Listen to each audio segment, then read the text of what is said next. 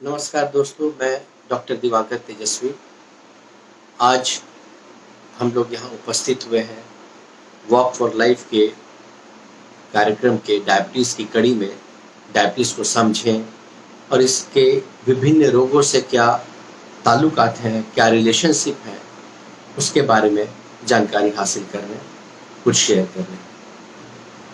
Diabetes या मधुमेह हम सभी जानते हैं कि एक ऐसा रोग है जिसमें हमारे शरीर के अंदर जो पैनक्रियाज होता है, जिसके बीटा सेल के द्वारा इंसुलिन सिक्रीट होते हैं, उनमें कमी आती है, या तो रिलेटिव कमी या एब्सोल्यूट कमी। जब इंसुलिन बनने की मशीनरी खराब रहती है बचपन से या नहीं बन पाती है, जनरली बचपन में जब ये होता है वो टाइप 1 डायबिटीज़ कहते हैं। और बाद में लेटर ऑन पीरियड में कभी कभी ऐसा देखा गया कि इंसुलिन बनता तो है लेकिन वो उपयोग में नहीं आ पा रहा है विभिन्न कारणों से। उसके सेंसिटिविटी उतनी नहीं रह पाती है इंसुलिन की शरीर में शुगर को कंट्रोल करने के लिए। उसके बहुत सारे अन्य कारण होते हैं जो उस इंसुलिन की सक्रियता को निष्क्रिय करते हैं, जैसे ओबेसिटी होता है या स्ट्रेस हार्मोन होता है। आपकी इंसुलिन ठीक है लेकिन उस पर हावी होने वाली चीज़ें हैं जो उसके प्रभाव को कम कर दे रही हैं। तो वो टाइप 2 डायबिटीज़ में कॉमन होता है। और इन दोनों कारणों से क्या होता है कि जो शुगर का लेवल है ब्लड के अंदर में वो बढ़ जाता है, और इससे बढ़ तो जाता है शुगर लेकिन वो काम का नहीं होता, उसे सेल यूटिलाइज नहीं कर पाते हैं इंसुलिन की कमी से, वो एनर्जी में कन्वर्ट नहीं कर पाता है। और जब शुगर शरीर के अंदर बढ़ा रहता है तो लोग सोचते हैं अरे इससे तो ताकत होना चाहिए, शुगर आ गया ब्लड के अंदर। तो वो सोच सही रहती है, लेकिन जब ब्लड के अंदर बहुत मानक मात्रा से ज़्यादा शुगर होते हैं तो उसका यूटिलाइजेशन के लिए चीज़ें नहीं होती हैं, तो वो शरीर को खुद ब खुद वही डैमेज करना शुरू करता है। जैसे बारूद है, अगर वो बारूद तोप में लगा करके कहीं दूसरी जगह चला जाए तो वो बारूद दूसरे को धराशायी कर सकता है, लेकिन तोप ही नहीं हो, बारूद केवल हो और उसे चलाने वाला, बाहर निकालने वाला कुछ सामान नहीं हो, तो वो बारूद अपने ही शरीर के अंदर में घुल करके उसे खराबी पहुंचा सकता है। उसी तरह शुगर जो है उसकी लेवल अगर मात्रा बढ़ी रहती है तो अंदर जहाँ जहाँ शुगर हाई लेवल की मात्रा पर पहुँच रहा है रक्त की धमनियों के साथ, वो वहाँ पर एक कंडीशन उत्पन्न करता है जिसे इन्फ्लामेटरी कंडीशन कहते हैं, या हिंदी में आम तौर की भाषा में सूजन कहते हैं। नली के अंदर सूजन, शरीर के अंदर एपिथेलियल वॉल जो होते हैं, कवरिंग जो होती है, उसके अंदर सूजन। खुल करके शरीर नहीं, लेकिन शरीर के अंदर जो हमारी धमनियाँ हैं जिसके द्वारा रक्त का संचार होता है, उसमें हाई अगर शुगर रक्त का संचार कर रहा है तो माइक्रो वेसल्स, एकदम जो फिंगर टिप्स पर जो वेसल्स आ रहे हैं, या एकदम पतले पतले वेसल्स या मेजर वेसल्स जो हार्ट की ब्लड सप्लाई कर रहे हैं, मोटे लेफ्ट एंटीरियर डिसेंडिंग या उस तरह के मोटे आर्टरीज जो है, उसके अंदर यदि ये हाई लेवल का शुगर का प्रवाह होता है तो उसे इन्फ्लेमेटरी कंडीशन, उस इन्फ्लेमेशन के कारण से उसमें सूजन उत्पन्न होती है। उसमें सूजन के कारण से जब वो इन्फ्लेम्ड रहता है अंदर की आर्टरी, तो उस पर विभिन्न अवयव सट सकते हैं। सट करके विभिन्न अवयव जो है, जो कोलेस्ट्रॉल के रूप में या प्लेक्स के रूप में, या वो इन्फ्लेम्ड एरिया में समझें कि चिकनाई कम हो जाती है, तो उसमें वो अंदर में सट करके उसके आर्टरी के चौड़ाई को कम करने लगते हैं। आर्टरी के अंदर बहाव जो होता है उसे रोकने लगते हैं, नलियों को पतला करने लगते हैं, और इससे बहुत सारे कॉम्प्लिकेशंस उत्पन्न होते हैं। जो सामान्य शुगर के साथ जो कॉम्प्लिकेशन उत्पन्न होता है वो आज हम लोग जो डिस्कस कर रहे हैं, कार्डियोवैस्कुलर डिजीज, हार्ट अटैक्स या हृदय संबंधी रोग जो डायबिटीज से प्रभावित होते हैं। तो नटशेल में जो बेसिक फिजियोलॉजी बताई, जब ब्लड के अंदर में शुगर की मात्रा बढ़ी हुई तो ब्लड के द्वारा वो विभिन्न धमनियों में, आर्टरीज में विभिन्न अंगों में वो जाते हैं, ब्रेन में जाता है, आंखों में जाते हैं, किडनी में जाती है, और एक महत्वपूर्ण अंग जहाँ जाता है जिसके बारे में आज चर्चा हम लोग करने वाले हैं वो हार्ट, वहाँ भी जा रहा है। और हार्ट में जब ब्लड सप्लाई कर रहा है तो वो वहाँ पर अंदर में सूजन उत्पन्न कर रहा है, और उसके कारण से वहाँ पर समस्याएं आ सकती हैं, धमनियाँ पतली हो सकती हैं, क्योंकि उनके अंदर काई नुमा चीज़ें सूजित रहने के कारण से, इन्फ्लेम्ड रहने के कारण से अंदर के आर्टरीज में आसानी से वहाँ पर काई नुमा चीज़ें जम सकती हैं। और ऐसा देखा गया है, जो बड़े सर्वे हुए हैं उसमें देखा गया कि मॉर्टिलिटी का, मृत्यु का जो कारण होता है डायबिटीज में, 2/3 कार्डियोवैस्कुलर डिजीज होता है। करीब 66% मृत्यु डायबिटीज में कार्डियोवैस्कुलर डिजीज के कारण से देखी गई है। और डायबिटीज किसमें है, उसमें दोगुना कार्डियोवैस्कुलर डिजीज होने की संभावनाएं दुगुनी ही ज्यादा है सामान्य पॉपुलेशन से। इसी तरह स्ट्रोक की भी संभावनाएं डायबिटीज वाले रोगियों में दुगनी ज्यादा है। तो जब ये आर्टरी जमता है, और दूसरा क्या स्थिति से हार्ट के अंदर मुख्यतः 3 समस्याएं उत्पन्न होती हैं हार्ट के कंडीशंस में, और तीनों में कहीं ना कहीं डायबिटीज या उच्च जो शुगर है लेवल, वो कारण है। तो पहला तो हुआ कि आर्टरीज के अंदर, धमनियों के अंदर की नली को पतले करने में इसका कारण है, क्योंकि pro inflammatory condition, inflammatory cytokines जो होते हैं लिबरेट होते हैं। ये इन्फ्लामेटरी कंडीशंस अपने आप में है जो डायबिटीज़ होती है, जिसमें ब्लड शुगर बढ़ी रहती है, और धमनियों के अंदर जब इन्फ्लामेशन होता है तो उसमें आसानी से प्लेक्स बन सकते हैं, जो एथेरोस्क्लेरोसिस हो सकता है, और वो नली जाम हो सकती है, पतली हो सकती है, जो हार्ट को ब्लड सप्लाई नहीं दे पाती है। दूसरे कारण जो हार्ट को अफेक्ट कर सकता है शुगर के कारण से, वो है जब शुगर बढ़ा रहता है तो आपकी धमनियों को तो पतला करता ही करता है, शुगर जो है वो आपके नर्व्स पर भी इफेक्ट करता है। आपके स्नायु तंत्र, जो नर्व जा रहे हैं, उस पर भी इन्फ्लेमेशन के कारण से जो आपकी नर्व सप्लाई, जिससे हम लोग गर्म ठंडा ये सब महसूस करते हैं, उस पर भी असर डालता है। और जब उस पर असर डालता है तो आप देखते होंगे कि शुगर वाले रोगियों में पहले तो झुंझुनी होती है उंगलियों में, वो नर्व को इफेक्ट करता है, तो उससे नमनेस, झुंझुनी कहते हैं, वो होने लगती है। उसके बाद कभी कभी उसमें देखेंगे कि झुंझुनी से आगे के स्तर में उसमें नर्व के इन्फ्लेमेशन के कारण से, नर्व पर जब सूजन आती है नस पर, तो उसके कारण से लहर जलन होने लगता है, तलवा, हथेली लगता है कि आग फेंक रहा है, ऐसा लगता है अनकंट्रोल्ड शुगर वाले रोगियों के तलवे में, हाथ में, हथेलियों में। अब जब उससे भी ऊपर होता है ना, तो उसमें फिर नर्व के सेंसेशन डिमिनिश होने लगते हैं, वो थेथर होने लगता है वो ऑर्गन्स, और उस पर चोट का असर नहीं होता है। आग जला करके रखेंगे तो उस पर गर्म का बहुत ज़्यादा असर नहीं होगा, क्योंकि नर्व डैमेज होना शुरू हो चुका है। और बाद में ठोकर पैर से लग जाती है तो उसमें घाव हो जाते हैं बड़े, और शुगर बढ़ा रहता है तो घाव भरते नहीं है, और इसमें इन्फेक्शन जो बैक्टीरिया लग जाती है तो कभी कभी गैंग्रीन हो जाती है, और उसमें पैर कटाने की नौबत तक आ जाती है। अगर डायबिटीज़ अनकंट्रोल्ड है, घाव हो गया है, पैर में नर्व इफेक्टेड हो चुके हैं, उसमें कोई आपको चोट नहीं महसूस हो रही है, तो वो गंभीर समस्या उत्पन्न कर सकती है। उसी तरह हार्ट के जो नर्व सप्लाई होते हैं, उस पर असर करने के बाद कभी कभी जो नर्वस सिस्टम के कारण से हार्ट का धड़कना जो होता है वो बड़ा मेंटेन्ड रहता है। जो अपने आप देखेंगे कि एक बार हार्ट 72 बार धड़कता है सामान्य स्थिति में, और वो जब नर्व इफेक्ट होने लगता है और विभिन्न कारणों से जो जो नोड्स उत्पन्न करते हैं इलेक्ट्रिसिटी, उन पर अगर कारण कभी कभी शुगर भी होता है, जिस कारण से नर्व जब इफेक्ट होता है तो फिर हार्ट का रेट, रिदम भी बदलने लगता है, और कभी कभी धड़कनें तेज होने लगती हैं। तो ये भी इनडायरेक्टली कारण शुगर के कारण से बन सकता है। और तीसरा जो हार्ट का रोग होता है, हार्ट के अंदर एक तो ब्लड सप्लाई कमी होने से जो हार्ट अटैक होता है, एक दूसरी एरिथमियाज होती हैं जो हार्ट के रेट के इरेगुलरिटी से होती हैं, और तीसरी कार्डियक मायोपैथीज होती हैं। हार्ट का मसल्स जो होता है वो वीक हो सकता है, मसल्स भी इन्फ्लेम्ड होते हैं शुगर से, पैर के मसल्स, थकान होने लगती है, और हार्ट के मसल्स भी इन्फ्लेम्ड होते हैं। और हार्ट का मसल्स जब इन्फ्लेम्ड होता है तो हार्ट का पंपिंग पावर जो होता है वो अन्य कारणों से भी हार्ट का मसल्स इन्फ्लेम्ड हो सकता है, शुगर से भी हो सकता है।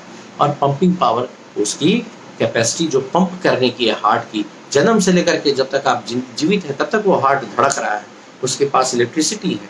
और जब वो पंपिंग करता है तो आपके ब्लड सप्लाई पूरे शरीर में ऑक्सीजनेटेड ब्लड देता है, जिससे कि हम लोग बोल पा रहे हैं, ब्रेन समझ पा रहा है, सब कुछ हो रहा है। जो हार्ट की पंपिंग अगर कमजोर हो जाती है तो हार्ट फेलियर करते हैं। हार्ट का पंपिंग मसल्स तो वीक हो गया। अब हार्ट का मसल्स जब वीक हो गया तो वो जितना अपेक्षित पंप करना चाहिए आपके शरीरों को पहुंचाने के लिए और जितना लौटना चाहिए उसमें, वो नहीं, उसमें डिरेंजमेंट हो जाती है, डायस्टोलिक डिस्फंक्शन होने लगता है। तो वैसी स्थिति में हार्ट पूरा पंप नहीं कर पाता है और शरीर पर, चेहरे पर, पैरों पर सूजन आने लगती है। पंप करने के बाद लौट भी नहीं पा रहा है उसको जो वेनस रिटर्न होना चाहिए, तो इस कारण से वो समस्याएं उत्पन्न करता है। तो तीनों कारणों में डायरेक्टली या इनडायरेक्टली आपके अनियंत्रित ब्लड शुगर का रोल प्ले करता है। अब इसके आगे की बात होती है कि जो भी शुगर जब अनकंट्रोल रहता है तो उसको कैसे क्या करना है, और ये तीन चीज जब आती है तो उसमें कैसे कंट्रोल करें कि ये सब चीजें, हार्ट की प्रॉब्लम, हार्ट की समस्याएं शुगर के रोगियों में ना आए। सबसे पहला है कि शुगर को नियंत्रित रखें, और शुगर के साथ साथ जो को कंडीशंस होते हैं वो भी हार्ट को प्रभावित करते हैं, कुप्रभावित करते हैं, जैसे हाई ब्लड प्रेशर और कोलेस्ट्रॉल। तीन चीज का ट्रायड है जो बहुत डेंजरस होता है हार्ट के लिए। वो है, पहला डायबिटीज होता है, ब्लड प्रेशर और कोलेस्ट्रॉल। इसे हम लोग ABC कहते हैं। ABC को कंट्रोल पे रखिए। A का मतलब HbA1c, HbA1c। A का मतलब आपका एवरेज शुगर लेवल कंट्रोल रहे, A HbA1c। B blood pressure, आपका ब्लड प्रेशर कंट्रोल रहे, और C कोलेस्ट्रॉल, आपकी कोलेस्ट्रॉल कंट्रोल रहे। अब हुआ कि शुगर का लेवल तो आप सब जानते हैं कि कैसे मेंटेन करके रखना है और कितना तक रहना है। डिफरेंट एज ग्रुप में थोड़ा रिलैक्सेशन रहता है, एक मार्का नहीं रहता है सभी व्यक्तियों के लिए कि शुगर इतना ही होना चाहिए। उसमें अगर ओल्ड एज के लोग हैं जिसमें बहुत सारे कोमॉर्बिड कंडीशंस रहते हैं, 70+ एज के लोग हैं, उसमें शुगर की जो नियंत्रण करने की बातें होती हैं थोड़ा रिलैक्स्ड होता है। अगर 40 साल के हैं तो उसमें थोड़ा स्ट्रिक्ट होता है, क्योंकि उन्हें बहुत दिनों तक शुगर के साथ चलना है। 75-80+ में शुगर अगर आया है तो उतनी स्ट्रिक्टनेस नहीं रहती है शुगर के कंट्रोल में, थोड़ा सा रिलैक्सेशन रहता है। तो यदि आपको 100 से 110 एज ग्रुप और डिफरेंट कंडीशंस पर मेंटेन करना है फास्टिंग लेवल 100 से कम, तो अगर ओल्ड एज के हैं और विभिन्न कोमॉर्बिड कंडीशंस के साथ हैं, बहुत ये है, तो आपका 110-120 तक भी फास्टिंग चल सकता है, और आपका 150, 60, 70 तक भी आपकी पोस्ट प्रैंडियल चल सकती है यदि आप बहुत ओल्ड एज के हैं। तो सामान्यतः शुगर का कंट्रोल रखना बहुत जरूरी है। और ब्लड प्रेशर, अगर शुगर के रोगियों में ब्लड प्रेशर, डायबिटीज के रोगियों में ब्लड प्रेशर है तो उसे कंट्रोल करने का जो लेवल और स्ट्रिक्ट हो जाता है। जैसे मैंने अभी कहा कि डिफरेंट परिस्थितियों में थोड़ा रिलैक्सेशन या थोड़ा स्ट्रिक्टनेस मेंटेन करने की आवश्यकता होती है, शुगर की भी, ब्लड प्रेशर की भी। और ब्लड प्रेशर अगर डायबिटीज में है तब थोड़ा सा स्ट्रिक्टर कंट्रोल हम लोग करने की कोशिश करते हैं, जिसमें कि ब्लड प्रेशर जो है 120-80 से ऊपर न जाए, 110-70, 120-80, 130-80 इस तरह का ब्लड प्रेशर मेंटेन रहे। क्योंकि अगर शुगर वाले रोगियों में ब्लड प्रेशर हाई रहेगी तो किडनी डैमेज बहुत तेजी से होने की संभावनाएं रहती हैं, और अन्य कोमॉर्बिड कंडीशंस भी ज़्यादा जल्दी से डिग्रेड करते हैं। इसलिए स्ट्रिक्टली कंट्रोल ब्लड प्रेशर रहनी चाहिए जो भी शुगर के रोगी हैं उनमें। और तीसरी चीज़ है कोलेस्ट्रॉल। ये अब देखा गया कि इंडियन पॉपुलेशन बहुत वल्नरेबल है। डायबिटीज़ तो मैक्सिमम लोग को हो रहा है, और हार्ट की कंडीशन भी मैक्सिमम लोगों को हो रही है। और उसमें आप ये भी देखेंगे कि बहुत सारे लोगों में शुगर और ब्लड प्रेशर नहीं होने के बाद भी हार्ट की कंडीशन हो रही है। उसका कल्प्रिट मेन है कोलेस्ट्रॉल। और अभी तक हम लोग के यहाँ वो उतनी महत्ता नहीं दी जा रही थी कोलेस्ट्रॉल की, लेकिन अभी के जितने लार्ज सर्वेज हुए हैं, लार्ज स्टडीज हुई है, उसमें इसकी बहुत महत्वपूर्ण रोल देखी गई है। और इंडियन पॉपुलेशन में आप विश्वास नहीं करेंगे, no diabetes, no blood pressure, but still heart attack हुआ है लोगों में। कोई स्मोकिंग नहीं, कोई हिस्ट्री नहीं, उसमें कोलेस्ट्रॉल की लेवल बहुत हाई देखी गई और वो फेमिलियल हाइपरकोलेस्टेरोलेमिया भी होता है। तो कोलेस्ट्रॉल का लेवल भी अगर आपके हाई रिस्क ग्रुप में है, मतलब कि आपके फैमिली में किसी को हार्ट की प्रॉब्लम हुई है एज में, यंग एज में, ओल्ड एज में, या आप डायबिटिक हैं या आप ब्लड प्रेशर आपको है, तो आपके कोलेस्ट्रॉल कंट्रोल बहुत स्ट्रिक्ट रहने की आवश्यकता है।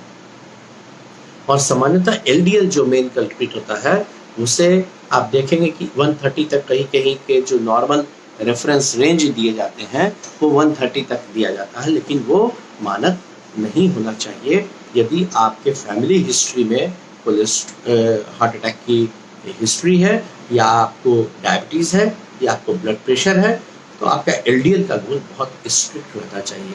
एलडीएल 100 से कम रहना चाहिए। हालांकि आपके रेफरेंस में 130 लिखा रहेगा, हो सकता है कोई जांच वाले में, क्योंकि वो सामान्य अगर स्थिति है तो देखी जा सकती है, लेकिन सामान्यतः इंडियन पॉपुलेशन को हेल्दी रखने के लिए एलडीएल 100 से कम ही रहना उचित है। और यदि आपको एपिसोड हो चुका है या आप बहुत हाई रिस्क ग्रुप में हैं, तो या आपको एक एपिसोड हो चुका है, तो आपकी एलडीएल लोएस्ट जितनी रहे उतनी अच्छी है। 70 से ऊपर तो कभी नहीं रहे यदि आपको एपिसोड हुआ है। इसका मेंटेन करना बहुत आवश्यक है। तो ABC blood sugar, HbA1c, blood pressure and cholesterol, ये 3 चीज को आपको कंट्रोल पे रख ABC के द्वारा आप कंट्रोल कर सकते हैं। अब है कि प्रिवेंट हम कैसे करें, हम कैसे अपने को ठीक रखें, शुगर हो गया कि आपको हार्ट की प्रॉब्लम, हार्ट अटैक की प्रॉब्लम, ये सब ना आए। सबसे पहला है कि डाइट और एक्सरसाइज का बहुत महत्वपूर्ण रोल है। आप अपनी शुगर को तो कंट्रोल करना ही है मेडिसिन से। बहुत लोग कहते हैं कि ऐसा है कि एक बार शुरू करेंगे शुगर की दवाई तो शायद आजीवन हमको शुगर की दवाई लेनी पड़ेगी, कोई इसमें दिक्कत नहीं है। लेकिन अगर आप नहीं लेंगे तो आपको बहुत सारे कॉम्प्लिकेशंस हो जाएंगे। अगर आप, शुगर ऐसा चीज़ है और ब्लड प्रेशर ऐसा चीज़ है जिसे साइलेंट किलर कहते हैं। मैं आज ही की प्रैक्टिस की बात बताता हूँ। एक लेडी है जिनका शुगर 485 था और उन्हें अभी तक पता ही नहीं था, फर्स्ट टाइम उन्हें डिटेक्ट हुआ कि हमें कुछ भी है। उन्हें लगा कि मुझे तो कमजोरी थोड़ी बहुत हो रही है तो 2 दिन से, तो देखते हैं क्या है क्या नहीं। जब टेस्ट कराई तो 485, कब से उनकी शुगर बढ़ी हुई होगी कहना मुश्किल है। और वो कितना डैमेज पहुंचाया, वो उनकी वेट घटनी शुरू हुई, तो ये भी एसेस करना अभी जरूरी होगा।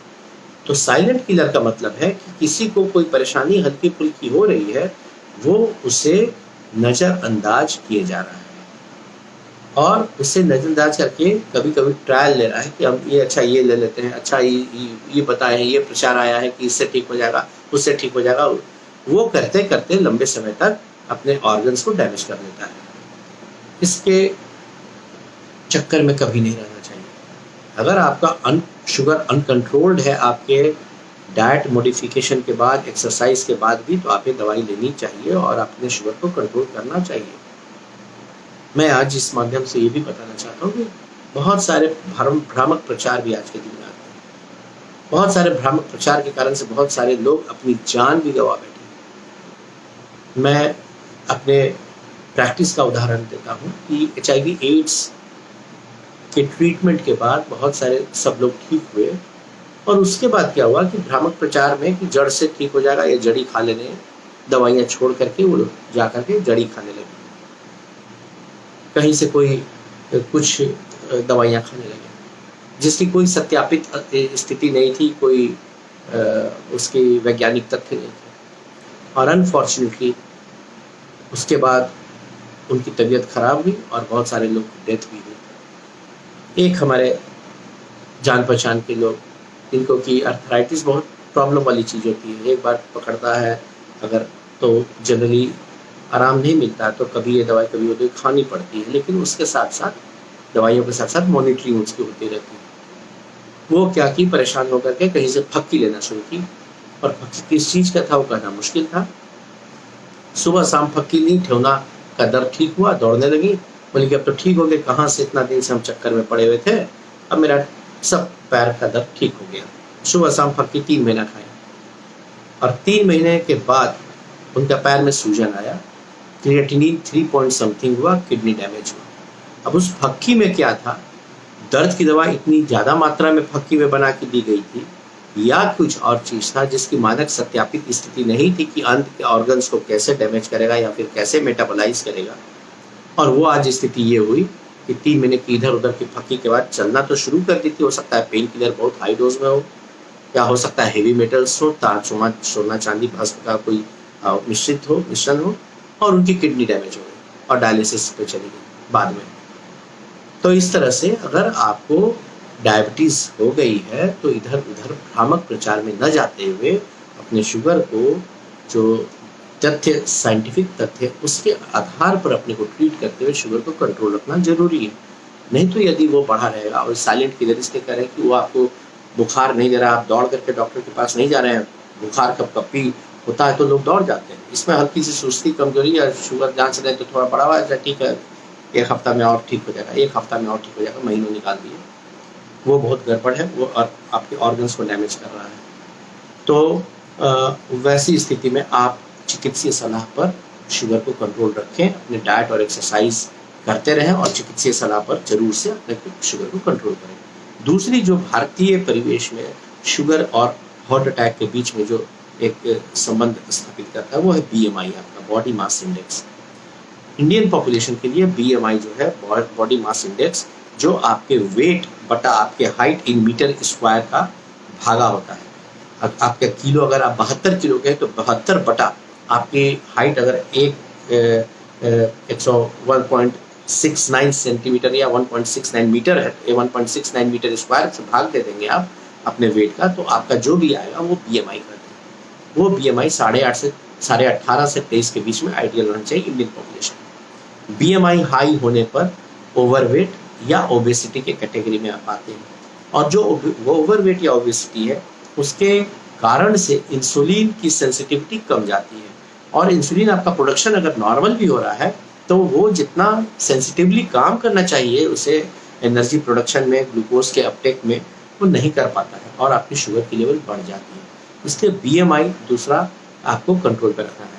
डाइट एक्सरसाइज करनी है, नियमित रूप से आपको एक्सरसाइज करना जरूरी है, क्योंकि कैलोरी को बर्न करें, शुगर को बर्न करें, जिससे कि डायबिटीज कंट्रोल पर रहे और उससे आपका हार्ट मसल्स भी, हार्ट में ब्लड सप्लाई भी प्रॉपर रहे, तो आप हार्ट अटैक से बच सकते हैं, कार्डियक इश्यूज से बच सकते हैं, कार्डियोवैस्कुलर डिजीजेस से बच सकते हैं।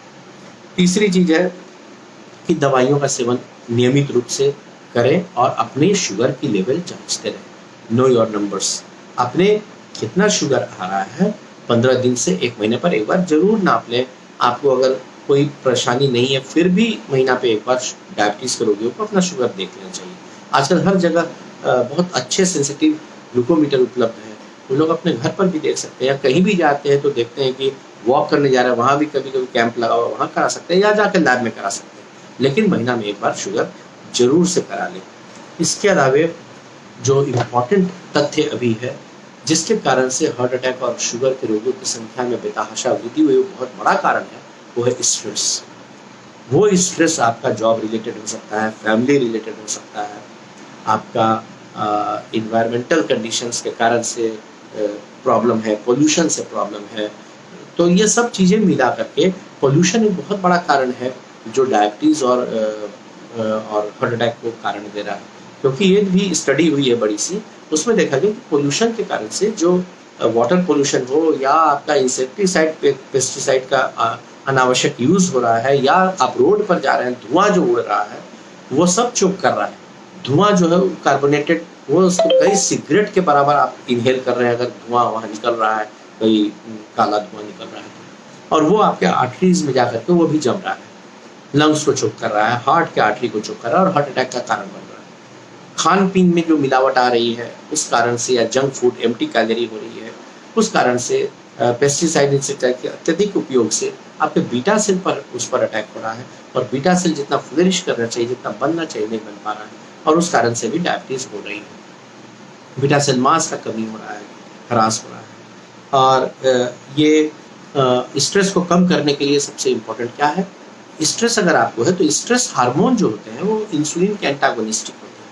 जो इंसुलिन आपके शुगर को कंट्रोल पे रखता है, उस इंसुलिन के कार्य के अगेंस्ट वो कार्य करता है स्ट्रेस हार्मोन। तो जब भी आप, अगर आपका नॉर्मल इंसुलिन निकल भी रहा है और आप दवाई खाकर कंट्रोल करना चाह रहे हैं, लेकिन आप स्ट्रेस में बहुत हैं, तो आपकी कंट्रोल होने में शुगर के बहुत मुश्किलात आती है, क्योंकि स्ट्रेस हार्मोन जो है उसका एंटागोनिस्टिक आपका जितना ठीक कर रहा है इंसुलिन, उतना उससे ज़्यादा फिर स्ट्रेस हार्मोन के कारण से वो काम नहीं कर पा रहा है। तो स्ट्रेस हार्मोन एक बहुत इम्पॉर्टेंट है, जिसे लो ग्रेड पे रखना, लो लेवल पे रखना स्ट्रेस को जरूरी है। तो स्ट्रेस को कैसे लो लेवल पे रखें? सबसे इम्पॉर्टेंट है आपका स्लीप। साउंड स्लीप 7 घंटे का होना सबसे जरूरी है। अगर साउंड स्लीप नहीं है, रात में छटपट कर रहे हैं इधर से उधर, नींद टूट गई, नींद नहीं आ रही है, बेचैनी है, और वो डर के मारे नींद की दवाई भी नहीं खा रहे हैं, और न सो रहे हैं, और नींद की दवाई खा रहे हैं, और कई महीने ऐसे निकलते जा रहे हैं, वो सबसे बड़ा डैमेज कर सकता है। वो आपके डाइजेस्टिबिलिटी को, आपको गैस होने लगेगा, आपको कल इफिशियंसी काम की नहीं रहेगी, आप हमेशा थका थका महसूस करेंगे, और इस कारण से फिर आपको प्रॉब्लम आने लगेगी, और इंसुलिन की मात्रा एंटागोनिस्टिक होने के कारण से स्ट्रेस हार्मोन के वो काम नहीं कर पाएंगे, शुगर का लेवल बेतहाशा बढ़ जाएगा। जब शुगर बढ़ेगा तो हार्ट के धमनियों में इन्फ्लेमेशन आएगा, उसमें प्लेक्स जमेंगे, एथेरोस्क्लेरोटिक चेंजेस आएंगे, और हार्ट अटैक होने की संभावना होगी। तो इसलिए स्ट्रेस को दूर करना जरूरी है, 7 घंटे का साउंड स्लीप लेना जरूरी है। और आप स्ट्रेस दूर करने के लिए अपने म्यूजिक, किसी को अच्छा लगता है तो म्यूजिक करें, कोई को पेंटिंग अच्छा लगता है पेंटिंग करें, अपनी बागवानी करें, अपने काम के अलावे जो भी आपको पसंद आता है वो चीज़ जरूर करें, उससे आपका स्ट्रेस लेवल कम होगा। और इसके बाद आपका 3 चीज़ का रेगुलर चेकअप, जैसे मैंने बताया, आपके कोलेस्ट्रॉल की रेगुलर चेकअप होनी चाहिए, बीपी की रेगुलर चेकअप होनी चाहिए, और शुगर की रेगुलर चेकअप होनी चाहिए। आप इन सब चीज़ों पर ध्यान देंगे तो मेरा विश्वास है कि आप अपने शुगर को भी, अगर डायबिटिक हैं तो शुगर को कंट्रोल पर रखेंगे, डायबिटिक नहीं है तो आप हेल्दी लाइफस्टाइल के कारण सबसे बच करके रह पाएंगे। और अगर आप डायबिटिक हैं तो आपको कार्डियक इश्यूज भी आएगी नहीं, यदि आप इन सब बातों पर ध्यान देंगे तो शुगर और कार्डियो वैस्कुलर डिजीज़ का जो संबंध था, और किस तरह से हम इसे आसान लैंग्वेज में समझ करके कंट्रोल पे रख सकते हैं, और क्या क्या कर सकते हैं, क्या क्या नहीं करना चाहिए, इन सब बातों पर आज हम चर्चा कर रहे थे। और आप सभी इसको देखें, इस पर अपना फीडबैक दें। आज के लिए बस इतना ही। बहुत बहुत धन्यवाद आप सभी का। Thank you.